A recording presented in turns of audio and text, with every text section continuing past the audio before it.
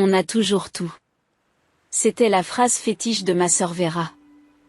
Mes jouets préférés, mes précieuses poupées, tout m'a été enlevé ou détruit après qu'elle ait prononcé ces mots. Elle mentait pour couper mes relations avec mes amis proches, manipulait les situations en pleurant pour me faire passer pour la méchante et provoquait des scènes qui gênaient les autres.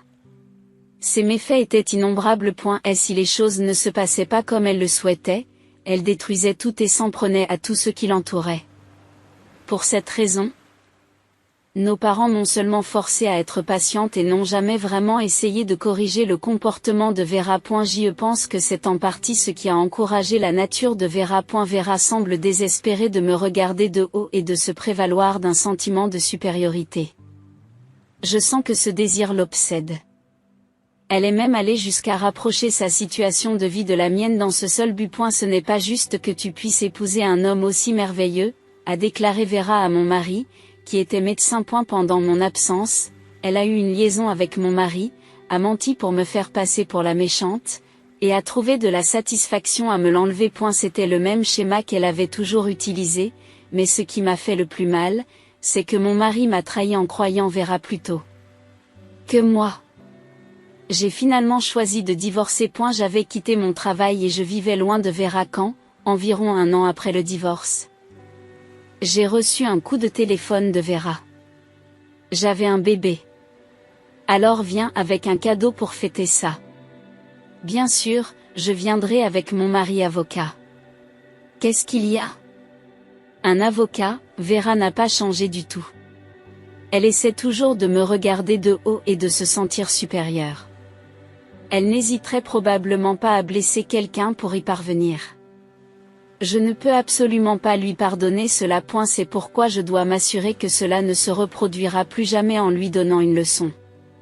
Demander des dommages et intérêts est mon droit. Je m'appelle Nicole, j'ai 32 ans et je travaille comme infirmière dans le service de médecine interne d'un hôpital général. Je travaille ici depuis une dizaine d'années après avoir fréquenté l'université affiliée à cet hôpital, à l'origine pour bénéficier d'une remise de mes prêts d'études. La période de remise des prêts étant terminée, je ne suis plus absolument obligée de travailler dans cet hôpital et je commence à envisager de changer d'emploi.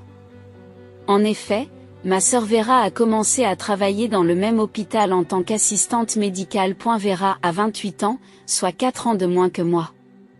Elle a toujours eu cette personnalité où elle ferait n'importe quoi pour se sentir supérieure à moi, et elle a été inébranlable sur ce point depuis qu'elle est toute petite. On a toujours tout, c'était la signature de Vera. Toutes mes poupées et tous mes jouets ont été soit emportés, soit détruits par Vera. Lorsqu'elle a compris qu'elle pouvait convaincre les adultes en pleurant, elle pleurait immédiatement pour me faire passer pour la mauvaise personne. Vera a une apparence adorable, elle peut donc parfois paraître plus faible que moi, ce qui joue en sa faveur. Elle mentait tous les jours. Et les situations où les autres croyaient à ces mensonges et me faisaient passer pour la méchante semblent être ses scénarios préférés. Ce n'est pas seulement 1 ou 2 fois que des personnes proches de moi ont cru aux mensonges de Vera et se sont éloignées de moi. Ces mensonges semblent très habiles, car beaucoup de gens tombent dans le panneau. De mon point de vue, connaissant la vérité, même les choses qui sont clairement des mensonges semblent être crues par les gens qui entendent les paroles de Vera. Si Vera était devenue une arnaqueuse, elle aurait pu devenir une terrible criminelle. Je devrais probablement être reconnaissant qu'elle ait trouvé un emploi légitime. Cependant, il arrivait que les plans de Vera échouent et que ces mensonges soient révélés à nos parents ou à mes amis. Lorsqu'elle jugeait que les choses n'allaient pas dans son sens, Vera devenait un véritable tyran. Dès qu'elle décidait que nos parents étaient de mon côté, elle pleurait de façon hystérique, se déchaînait dans la maison, jetait et cassait des objets. Après que ce schéma se soit répété, nos parents, épuisés, ont commencé à me dire d'être patiente. C'était probablement une stratégie pour empêcher Vera de se déchaîner, mais je ne comprenais pas pourquoi j'étais la seule à devoir être patiente et à me plier à l'égoïsme de Vera. Honnêtement, je n'arrive toujours pas à avoir une opinion positive de nos parents. C'était aussi terrible quand mon ami a essayé de discipliner Vera. Cela s'est passé lorsque j'étais en 3e. Une amie qui avait remarqué la vraie nature de Vera l'a confrontée directement en lui disant « Tu es assez grande pour mieux savoir maintenant, n'est-ce pas ?» Arrête de mentir et de pleurer pour arriver à tes fins. Mon ami n'a dit que ce qui était absolument raisonnable et ne l'a même pas grondé sévèrement. Mais cela a dû être extrêmement désagréable pour Vera, car plus tard, elle s'est soudainement rendue chez mon ami et a fait une scène en pleurant bruyamment et en s'asseyant à l'entrée, en disant « J'ai eu tort, alors s'il vous plaît, arrêtez. Je ne parlerai plus jamais à ma sœur ni à vous, s'il vous plaît. » Bien sûr, les voisins pouvaient entendre, et si mon ami essayait d'encourager Vera à se lever en lui touchant le bras, elle s'écriait « Ouch! Arrêtez, vous faites tellement de bruit qu'il faut appeler la police. » Lorsque la police est intervenue, Vera a dû se rendre compte que les choses étaient allées trop loin, car elle a semblé se calmer sur place, mais comme Vera était en 6e année à l'époque, nos parents ont reçu un sévère avertissement de la part de la police. Lorsque les choses ne se sont pas passées comme elle le souhaitait, Vera a continué à se déchaîner sans écouter nos parents, d'une manière ou d'une autre. J'ai fini par me faire gronder par eux en leur demandant de ne pas provoquer Vera. Je me sentais terriblement désolée d'avoir causé des ennuis à mon ami. J'avais plusieurs amis qui connaissaient la vraie nature de Vera, et ils m'ont toujours encouragée. Je pense que c'est grâce à eux que j'ai pu survivre dans cette maison. Quoi qu'il en soit, j'ai décidé de prendre mes distances avec Vera. La priorité absolue pour maintenir cette distance était de quitter la maison. J'ai choisi l'université affiliée à cet hôpital, qui était loin de chez moi. J'ai convaincu mes parents en leur disant que je bénéficierais d'une bourse qui n'aurait pas besoin d'être remboursée, et j'ai réussi à déménager loin de la maison dans un dortoir en disant que je serais occupée par la formation pratique et les études. Depuis lors, je ne suis pratiquement jamais retournée chez moi. Alors que je menais une vie bien remplie. Vera s'est retrouvée à travailler dans cet hôpital. Elle est venue jusqu'au poste des infirmières en disant « Je suis si heureuse de pouvoir travailler avec vous », mais les infirmières, qui connaissent bien le fonctionnement de la société des femmes, n'ont pas été dupes de ce genre de choses. Comme elles trouvaient cela suspect, j'ai eu l'occasion d'expliquer ma relation avec Vera, et tout a été organisé pour que je n'ai pas beaucoup de contact avec le service administratif. Je leur en suis reconnaissante. Quoi qu'il en soit, je ne veux plus rien avoir à faire avec Vera. Je ne sais pas ce qui pourrait se passer si j'interagissais avec elle, et je ne veux pas qu'elle soit au courant de mon travail ou de ma vie privée. C'est pourquoi je commence sérieusement à envisager de changer de travail. Nicole, es-tu sûre de ne pas vouloir une cérémonie de mariage? Alors que nous prenions un repas décontracté à la maison, mon mari Kelvin m'a demandé de l'autre côté de la table. Oui. Cela ne m'intéresse pas vraiment. Tu as une si jolie silhouette, tu serais bien dans une robe. Je ne veux pas me faire remarquer. J'ai épousé Kelvin le mois dernier. Après être sortie avec lui pendant environ 6 mois, j'ai accepté sa demande en mariage et nous avons immédiatement enregistré notre mariage. Kelvin était médecin dans le même service de médecine interne, et avec son sourire rafraîchissant et ses manières douces, il était populaire auprès des patients et avait une bonne réputation parmi les infirmières pour son comportement doux. Bien sûr, je l'aimais bien depuis un certain temps, alors quand il m'a demandé de sortir avec lui, je me suis un peu emballée. Le fait que tu ne veuilles pas te faire remarquer est-il lié à ta sœur? J'avais tout dit à Kelvin sur mon histoire avec Vera lorsque nous nous sommes mariés. Je voulais éviter autant que possible tout contact avec elle. Je ne voulais pas qu'elle soit au courant de notre mariage. Je ne voulais pas que Kelvin soit en contact avec Vera. Parce qu'on ne sait jamais ce qui peut arriver. Bien que Kelvin ait écouté mon histoire, il n'a pas semblé comprendre. Il a lui-même une sœur et un frère plus âgés et s'entend très bien avec eux, alors il ne peut probablement pas comprendre une relation comme la mienne avec Vera. Mais comme nous travaillons au même endroit, tu ne penses pas que nous devrions le dire à ta sœur? Nous n'avons pas besoin de lui dire, vraiment. C'est ta sœur, je pense qu'elle serait heureuse pour nous. J'ai seulement pensé au fond de moi que si Vera apprenait mon mariage, elle commencerait joyeusement à comploter quelque chose. C'est pourquoi j'ai décidé de ne pas organiser de cérémonie de mariage. Pour ce qui est de l'annonce du mariage, j'ai seulement rencontré mes parents à l'extérieur et je leur ai dit, en leur demandant de ne pas le dire à Vera. Comme mes parents comprennent la personnalité de Vera, ils ne diront probablement rien. Quand je les ai rencontrés, ils m'ont dit que Vera avait essayé d'entrer dans la même université que moi, Mais qu'elle n'avait pas pu parce que ses notes n'étaient pas assez bonnes, et maintenant qu'elle a réussi à entrer dans le même hôpital, mes parents étaient quelque peu inquiets, bien que leur vrai sentiment de ne plus vouloir être impliqué avec Vera était également apparent. Mes parents doivent être soulagés que Vera ait commencé à vivre seule et qu'elle ait quitté la maison pour travailler dans cet hôpital. AU travail, nous utilisons des noms de famille différents et ne portons pas de bague, et nous n'avons pas particulièrement annoncé notre mariage. De sorte que beaucoup de gens ne le savent probablement pas, comme il s'agit d'un hôpital assez grand et que les gens ne reconnaissent souvent pas le personnel avec lequel ils n'ont pas de contact, cela ne fera probablement pas l'objet de commérages. Je préférerais donc que Vera ne soit pas au courant de mon mariage. C'est aussi pour protéger Kelvin. C'est ce que je pensais, mais j'ai vu Kelvin et Vera discuter seuls devant le bureau médical de l'unité. Pourquoi ces deux-là étaient-ils ensemble ? Kelvin est venu spécialement pour me dire que vous vous étiez mariés. Même si j'avais dit qu'il n'était pas nécessaire de le dire à Vera, même si j'avais expliqué le genre de relation que nous avions, même si Kelvin savait quel genre de traitement j'avais reçu de la part de ma sœur. Elle est tellement mignonne, cette sœur. Qu'elle en est si heureuse. Je suis si heureuse d'avoir un grand frère. J'ai eu un mauvais pressentiment en voyant Vera regarder Kelvin. Au cours de mes conversations avec Kelvin, j'avais remarqué qu'il semblait croire fondamentalement qu'étant donné qu'elle était une sœur liée par le sang, nous pourrions bien nous entendre malgré quelques malentendus, mais je n'aurais jamais pensé qu'il ferait quelque chose d'aussi inutile. Félicitations, vraiment. Allons manger dehors un de ces jours. Je te ferai plaisir pour fêter ça. Le sourire de Vera en disant cela ne ressemblait qu'à celui d'une sœur félicitant joyeusement sa sœur. Mais je ne suis jamais allée manger avec Vera, et Vera ne m'a jamais vraiment félicité. Même maintenant, elle doit être secrètement en colère derrière ce sourire. Pourtant, je ne veux pas provoquer une scène au travail, et si j'impliquais d'autres personnes, elles pourraient aussi devenir les victimes de Vera. J'ai du travail à faire. Alors j'y vais.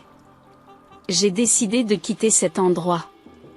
De toute façon, je ne veux pas être dans le même espace que Vera. S'il vous plaît, faites qu'il ne se passe rien.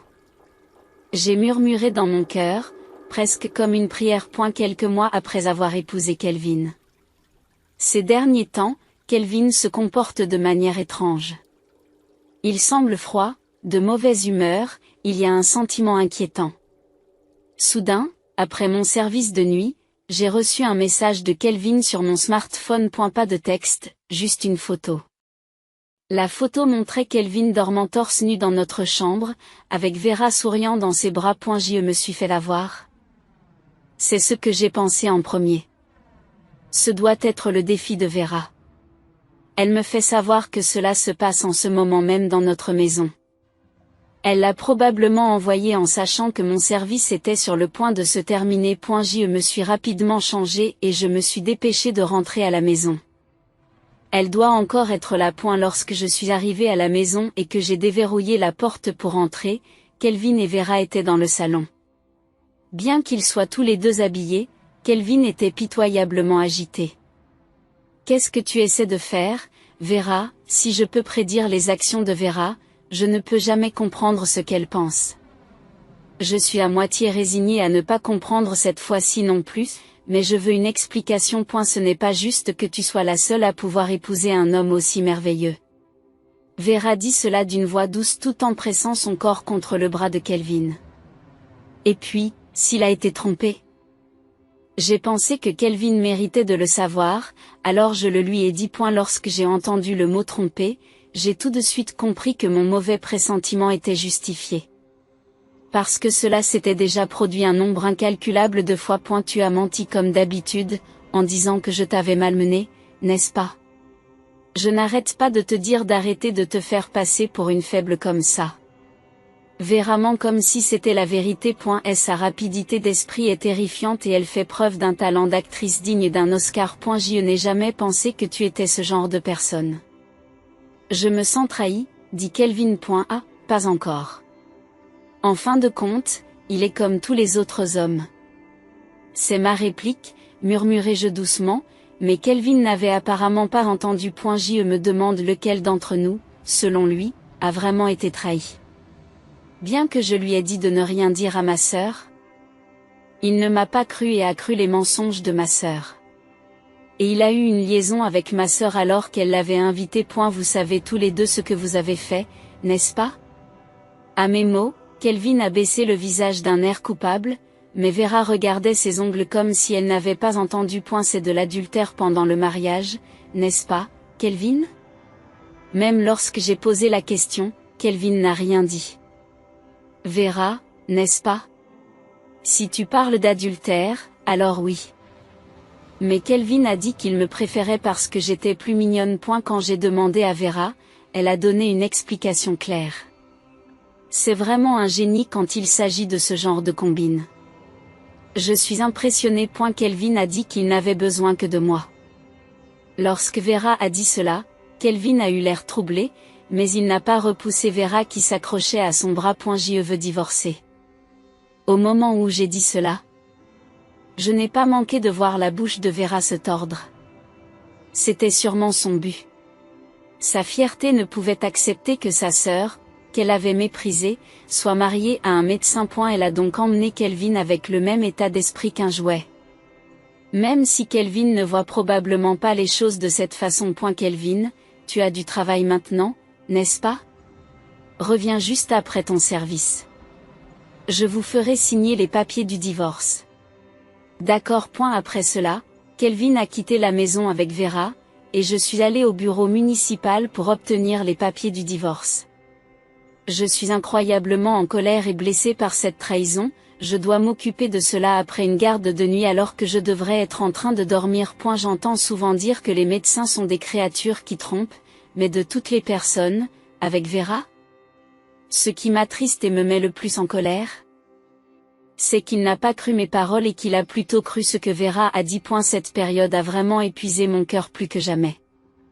Alors que j'avais l'impression que j'allais me flétrir et m'effondrer, j'ai réussi à me ressaisir pour faire ce qui devait être fait. Lorsque Kelvin est rentré à la maison ce soir-là, je lui ai fait signer les papiers du divorce immédiatement.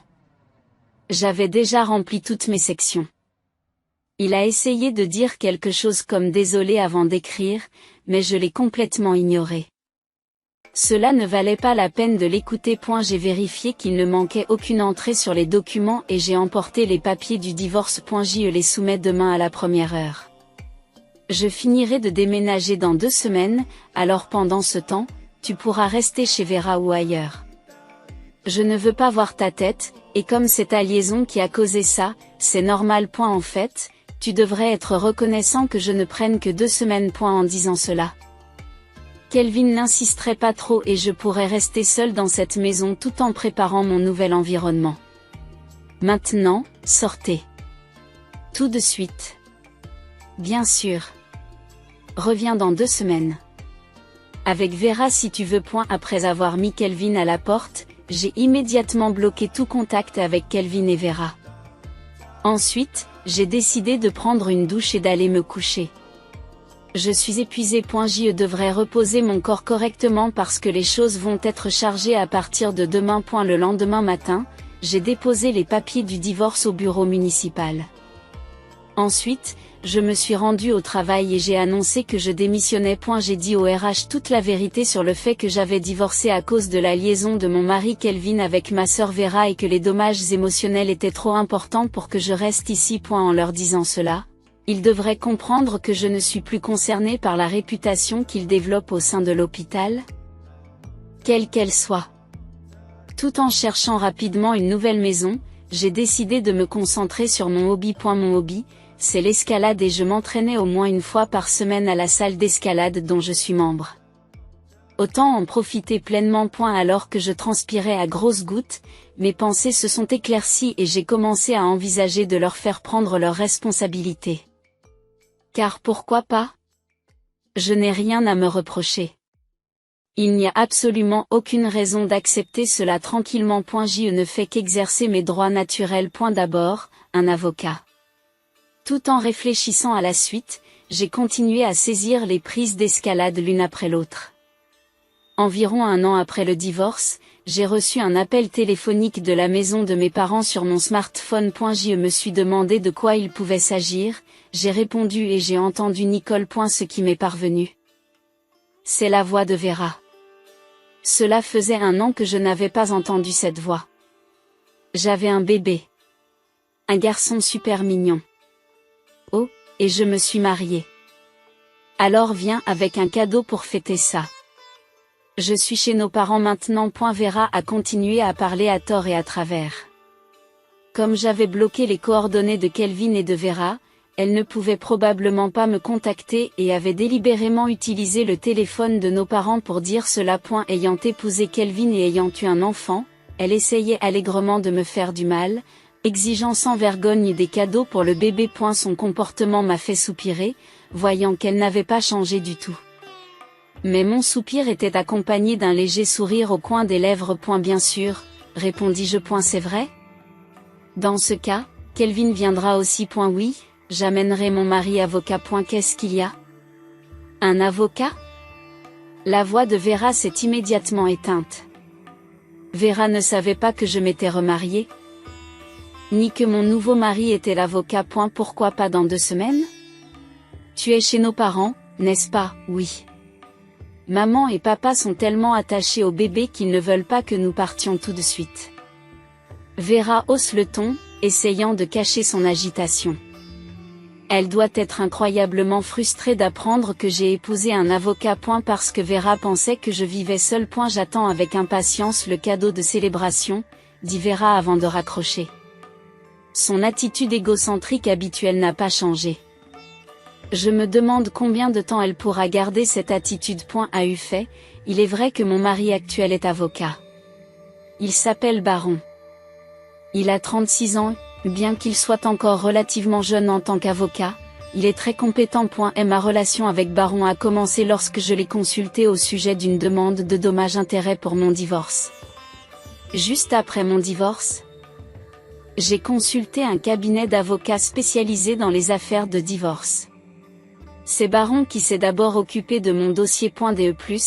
Il s'est avéré que Baron et moi avions fréquenté la même salle d'escalade et, bien que je ne l'ai pas remarqué, Baron m'y avait déjà vu. J'ai été complètement surpris de découvrir que l'avocat qui s'occupait de mon affaire partageait le même hobby et utilisait la même salle d'escalade. Ayant cela en commun et voyant son attitude sincère et le fait qu'il s'occupait de ma consultation en tant qu'avocat, ma confiance et mon sentiment de sécurité à son égard se sont accrus. Baron m'a dit que cela faisait un moment que je m'intéressais à toi, en voyant ton expression sérieuse et ton comportement lorsque tu faisais de l'escalade, ce qui nous a amenés à sortir ensemble et finalement à nous marier après une relation sans heurts. Comme il était au courant dès le départ de choses qui auraient normalement été plus sensibles et problématiques, comme le fait que ce n'était pas mon premier mariage et les circonstances de mon divorce, j'ai pu me marier en me sentant très heureuse, comme si j'étais protégée par lui. Je ne peux qu'être reconnaissante à Baron de m'avoir fait ressentir un tel bonheur. 2 semaines après l'appel téléphonique de Vera, lorsque j'ai visité la maison de nos parents avec mon mari comme promis, il y avait Vera entièrement maquillée et Kelvin avec une expression douloureuse. Il y avait aussi un bébé dans un berceau, et il était vraiment mignon. Comme ma mère a dit qu'elle s'occuperait du bébé, nous nous sommes assis face à face sur le canapé du salon pour discuter. Enchantée, je suis Vera, la sœur de Nicole. Enchantée, je suis Baron. Baron est ici comme mon mari, mais sa posture est tout à fait celle d'un avocat. Il porte son badge d'avocat sur son costume et garde un sourire avenant. Vous êtes donc avocate? Vera lance à Baron son fameux regard en l'air.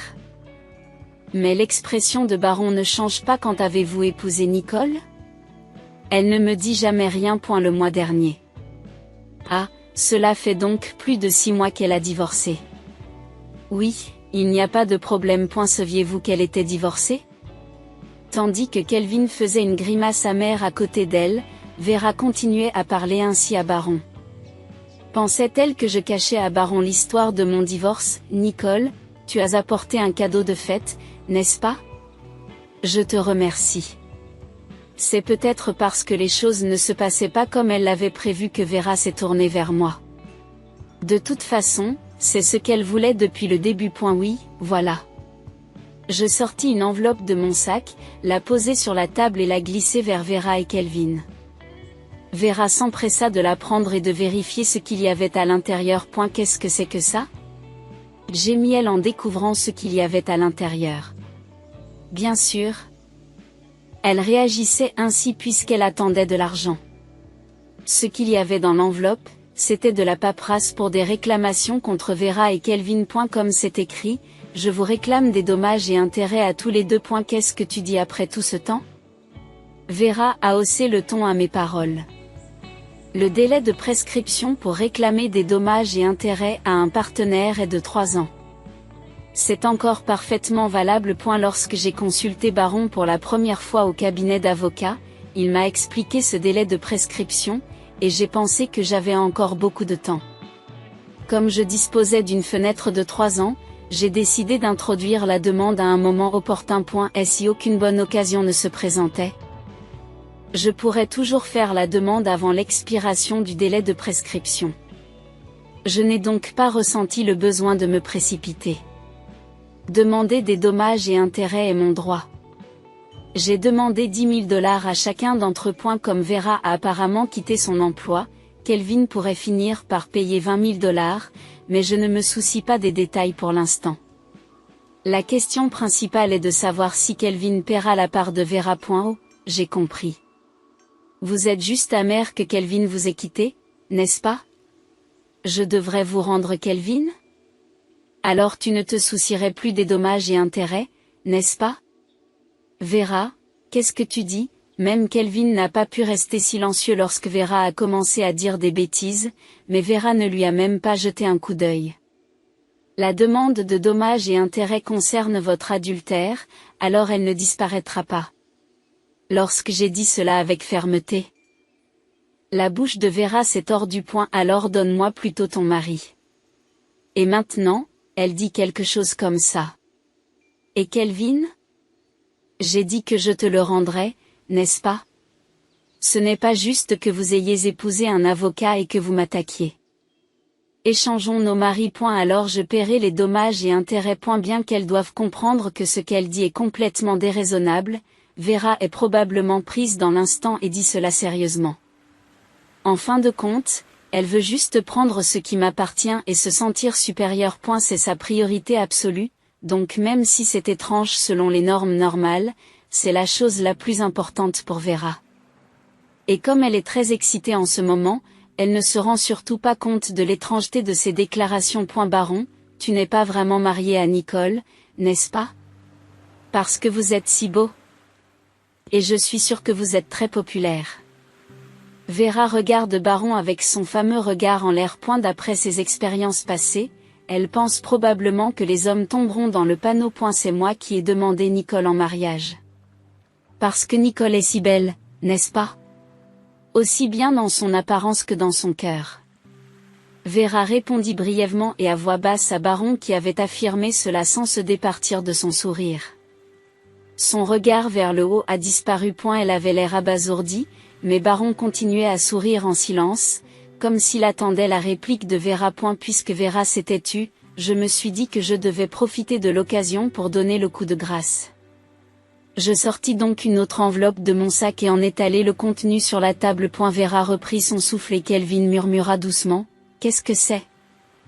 Sur la table se trouvaient de nombreuses photos. Tout étaient des photos intimes de Vera avec des hommes. Il y avait 7 hommes différents au total. Bien sûr, aucun d'entre eux n'était Kelvin. Comme vous pouvez le constater, Vera a fréquenté plusieurs hommes simultanément avant et après son mariage avec Kelvin. Vera, qu'est-ce que cela signifie? J'arrête par mes mots. Kelvin a attrapé les épaules de Vera et l'a confrontée. Ça fait mal. Arrêtez. Je te demande ce que ça veut dire. J'ai dit que ça faisait mal. Vera, dont l'épaule a été saisie, a griffé le bras de Kelvin avec ses longs ongles. Kelvin n'avait probablement jamais vu cette facette de Vera auparavant. Et elle tient sa blessure griffée d'un air surpris. De mon point de vue, ce n'est que le début avec Vera. Tu ne te moques pas de moi. Comment oses-tu me faire du mal après avoir fait une chose pareille? Kelvin, qui semblait avoir craqué, repoussa Vera, qui retomba avec force sur le canapé. J'ai été un peu surpris moi aussi. Car je n'avais jamais vu ce côté violent de Kelvin. C'est un côté de Kelvin qu'il n'a jamais montré quand il sortait avec moi. C'est probablement un côté que je n'ai jamais eu besoin de voir de toute façon. C'est le pire. Comment osez-vous utiliser la violence contre une femme? Je vais vous poursuivre en justice. C'est ma ligne de conduite. Comment pouvez-vous agir ainsi dans cette situation? Ne me touchez pas. Violence domestique criminelle. Taisez-vous. Pendant qu'il s'empoignait et criait, je me suis levée. Je n'avais aucune envie de regarder leur affreuse bagarre. D'ailleurs, si ça continue à chauffer, les dégâts ne feront qu'empirer. Vera va commencer à se déchaîner à partir d'ici. Elle lancera des objets sans discernement et balancera ses bras et ses jambes sauvagement, frappant et donnant des coups de pied. Peut-être que Kelvin deviendra encore plus violent. Dans ce cas, il vaut mieux quitter cet endroit. Je ne veux pas me laisser entraîner et j'ai accompli tout ce que j'avais à faire ici aujourd'hui. Nous avons terminé. Baron se leva à son tour et nous quittâmes le salon. Vera et Kelvin continuaient à s'engueuler. Il n'y a rien d'autre à faire ici. Vous avez raison. Merci de m'avoir accompagné. Lorsque je l'ai remercié, Baron a montré ses dents dans un sourire. J'aime son sourire sincère. Rentrons à la maison. Baron me tendit la main. J'ai pris sa main et nous sommes rentrés à la maison, au même rythme. Après avoir divorcé de Kelvin, lorsque j'ai décidé de leur réclamer des dommages et intérêts, j'ai engagé un détective privé pour enquêter sur le comportement de Vera. Je leur ai demandé de retracer les relations de Vera avec les hommes avant mon divorce, bien que cela ne soit pas directement lié à mon divorce. Je leur ai également demandé d'enquêter sur ses relations actuelles avec les hommes. J'ai pensé que je devais faire tout ce qui était en mon pouvoir pour écraser Vera et faire en sorte qu'elle ne veuille plus jamais avoir de relation avec moi. Compte tenu du comportement passé de Vera, il était impossible qu'elle sorte sérieusement avec Kelvin, qu'elle voulait simplement me prendre, mais je leur ai demandé d'enquêter au cas où, et comme prévu, ou comme vous pouvez l'appeler, en seulement 3 jours d'enquête, ils ont confirmé des relations avec 3 hommes. Par la suite, j'ai parfois demandé des enquêtes similaires, qui ont toujours donné des résultats, confirmant finalement des relations avec cet homme. Certaines relations s'étaient poursuivies avant son mariage, tandis que d'autres avaient commencé après le mariage. Selon l'enquêteur, s'il s'agit d'hommes avec lesquels elle a eu des relations, il y en a probablement eu beaucoup plus. C'est dire à quel point elle était apparemment aux mœurs légères. J'ai envoyé des documents résumant les faits, ainsi que des photos, au domicile de ceux de ces hommes qui étaient mariés. Je veux que Vera prenne ses responsabilités en tant qu'adulte. En ce qui concerne ma demande de dommages et intérêts, j'ai inclus une note indiquant que j'avais des preuves prêtes, afin qu'ils ne puissent pas nier la liaison et qu'ils ne se battent probablement pas inutilement. J'ai enregistré la conversation à partir du moment où la liaison entre Vera et Kelvin a été révélée. Je devais le faire parce que sinon, Vera essaierait à nouveau de s'échapper avec des mensonges. Lorsque vous avez vécu la même chose plusieurs fois, vous finissez par apprendre le schéma. Cette fois-ci en particulier, j'étais en colère.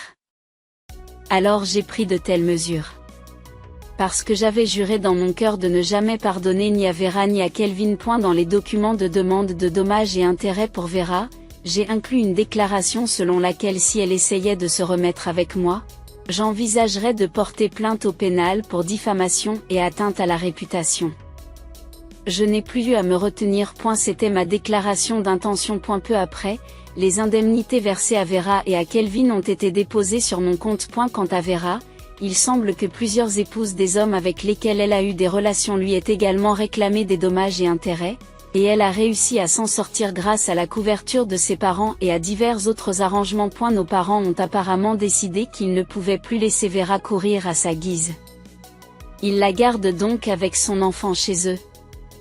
La surveillent strictement et la font travailler comme employée médicale dans une clinique privée locale et à temps partiel dans un supermarché. Ils perçoivent la majeure partie de ses revenus à titre de remboursement, et Vera consacre la quasi-totalité de son temps à son travail et à l'éducation de ses enfants. D'ailleurs, en ce qui concerne l'enfant de Vera, les tests génétiques ont apparemment révélé qu'il n'y avait pas de lien de filiation avec Kelvin et Kelvin, trahi par Vera et apprenant que son fils bien-aimé n'était pas le sien, a divorcé de Vera en désespoir de cause. A eu travail, il s'est fait connaître comme le pire des imbéciles, qui passait de sa femme à la sœur de celle-ci pour finir par élever l'enfant d'un autre homme, et à la suite de ces chocs. J'ai appris d'un ancien collègue que Kelvin était devenu malade mental et qu'il avait démissionné. Il est désormais incapable de travailler comme médecin et se bat avec des emplois à temps partiel mal rémunérés pour gagner sa vie. Quoi qu'il en soit, cela ne me concerne plus. Vera et Kelvin peuvent vivre en se souvenant de ce qu'ils ont fait et en le regrettant. Ce n'est peut-être pas une pensée aimable, mais c'est tout ce que je peux penser.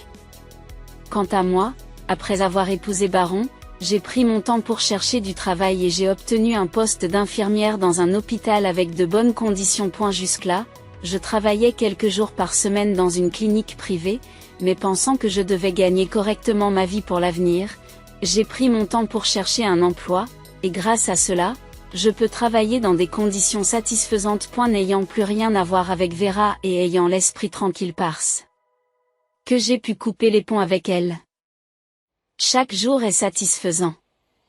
Non seulement en termes de travail, mais je mène également une vie agréable et détendue avec Baron. Juste au moment où nous commencions à envisager positivement d'avoir des enfants, j'ai appris que j'étais enceinte. Baron a acheté des montagnes de magazines sur la grossesse et la puériculture et les a tous lus. Il est probable qu'il en saura plus que moi, la femme enceinte. L'autre jour, j'ai ri lorsqu'il a finalement acheté un livre épais, semblable à un dictionnaire, sur la façon de nommer les bébés. Je pense que c'est vraiment un bonheur de pouvoir passer chaque jour à sourire comme ça. Je veux continuer à sourire comme ça pour toujours. Il est certain que des jours encore plus heureux et plus agréables nous attendent. Merci d'avoir regardé ce film.